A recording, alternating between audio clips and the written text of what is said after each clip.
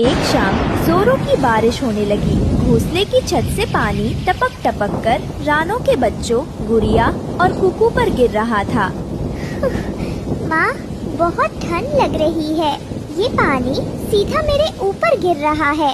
माँ, हमारा घर टूट क्यों रहा है? क्या हम हमेशा ऐसे ही भीगते रहेंगे? मेरे बच्चों, सब्र करो। कल सुबह होते ही मैं घोंसले की मरम्मत के लिए किसी से मदद मांगूंगी। तुम बस हिम्मत रखो। अगली सुबह जब गुड़िया और कुकू दाना ढूंढने निकले तो उन्होंने देखा कि कालू कौवे का बेटा जग्गू और बंटी कबूतर का बेटा कीकी खेल रहे थे। मैं तो कल अपने मामा के घर जा रहा हूँ। वहाँ बड़ा सा घुस। दोस्तों, ये रहे हमारी आज की वीडियो के प्यारे सब्सक्राइबर्स और फॉलोअर्स के नाम। देवराज, लक्ष्मी, आरुषि, सालेहा, आयजा। जो नहीं चुने गए, चिंता मत करो, अगली बार तुम भी बन सकते हो जंगल के सुपरस्टार। दोस्तों, अगर आप भी चाहते हैं मैं आपका नाम अपनी कहानी में लूं, तो देर किस बात की, जल्दी से कमेंट करके अपना नाम हमें भेजें। हौसला है और खाने को ढेर सारे फल हैं। मैं भी जा रहा हूँ। मेरे मामा मामी मुझसे बहुत प्यार करते हैं। जग्गू और कीकी की बातें सुनकर गुड़िया और कुकू को अपने कालू मामा की याद आ गई। गुड़िया और कुकू भाग गए। माँ, हमें भी अपने कालू मामा के घर जाना है। हाँ माँ, जग्गू और कीकी भी जा रहे हैं। आपने कहा था ना हमारे मामा बहुत बड़ी जंगल में रहते हैं, हमें भी वहाँ जाना है। बच्चों, अभी नहीं, हमारे मामा बहुत दूर रहते हैं। और देखो, हमारा घोंसला भी तो टूटा हुआ है। मुझे पहले इसकी मरम्मत करानी है। लानो चिड़िया उम्मीद लेकर हरिया तोते और हरियाली तोती के पास मदद मांगने पहुंची। हरिया भाई, हरियाली बहन, आप मेरी कुछ मदद करेंगे?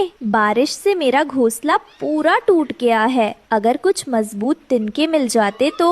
अरे रानो बहन, तुम्हें तो पता है हम आजकल कितने काम में हैं। हमें दूर पहाड़ी पर लाल मिर्ची तोड़ने जाना है। हमारे पास जरा भी समय नहीं है। तुम किसी और से पूछ लो, हमें देर हो रही है। रानो का दिल बैठ गया, पर उसने हिम्मत नहीं हारी। रानो अब बिंदी चिड़िया और वीर चिड़ा के पास पहुंची। मेरे बच्चे रात भर ठंड में कांपते रहे।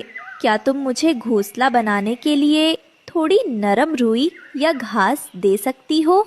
रानो, तुम्हें हर चीज मांगने की आदत क्यों हो गई है? हमने ये रुई और घास अगली सर्दियों के लिए जमा की है। हम तुम्हें देकर अपना नुकसान क्यों करें? जाओ रानो, जाओ, अपने हिस्से का इंतजाम खुद किया करो। हर तरफ से ना सुनकर रानो की आंखों में आंसू आ गए। रानो रोती हुई वापस जा रही थी, तभी रास्ते में उसे। क्या हुआ रानो? तुम इतनी परेशान और उदास क्यों लग रही हो? क्या बताऊं कि लहरी बहन, घोंसला टूट गया है, बच्चे परेशान हैं और कोई मेरी मदद करने को तैयार नहीं है। अरे, तुम दूसरों से क्यों मदद मांग रही हो? तुम्हारा भाई कालू कौवा, वो तो दूसरे जंगल का सबसे अमीर पक्षी है। उसके पास सोने का घोंसला है। एक भाई अपनी बहन की मदद नहीं करेगा तो कौन करेगा? नीलहरी की बात रानो के मन में बैठ गई। रानो जब घर लौटी तो बच्चे फिर से मामा के घर जाने की जिद करने लगे। माँ, हम उस टूटे घर में नहीं रहेंगे, हमें मामा जी के पास ले चलो। गिलहरी की सलाह और बच्चों की जिद, रानो ने फैसला कर लिया। ठीक है मेरे बच्चों, रो मत, हम कल सुबह ही अपने कालू मामा के घर चलेंगे। वो हमारे भाई हैं, वो जरूर हमारी मदद करेंगे और हमें अपने पास रख लेंगे। अगली सुबह रानो अपने दोनों बच्चों के साथ उस दूर के जंगल की तरफ उड़ चली। बच्चे थके थे, भूखे थे, पर इस उम्मीद में खुश थे कि वे अपने मामा के घर जा रहे हैं। माँ, क्या मामा जी का घर बहुत सुंदर होगा? हाँ मेरी बच्ची, सुना है बहुत सुंदर है। घंटों उड़ने के बाद वे एक विशाल काले पेड़ के पास पहुँचे, जहाँ एक बहुत बड़ा और शानदार घोंसला बना था। रानो ने थकी हुई आवाज में दरवाजा खटखटाया। भैया, कालू भैया, देखिए कौन आया है। गोरी भाभी। थोड़ी देर बाद दरवाजा खुला और गोरी कौवी बाहर निकली। रानो और उसके मैले कुचैले बच्चों को देखकर उसकी भौहें तन गईं। रानो डरते डरते बच्चों के साथ अंदर आई। घोंसला अंदर से बहुत बड़ा था, पर उसमें रोशनी जरा भी नहीं थी। अरे वाह, आज सूरज कहाँ से निकला?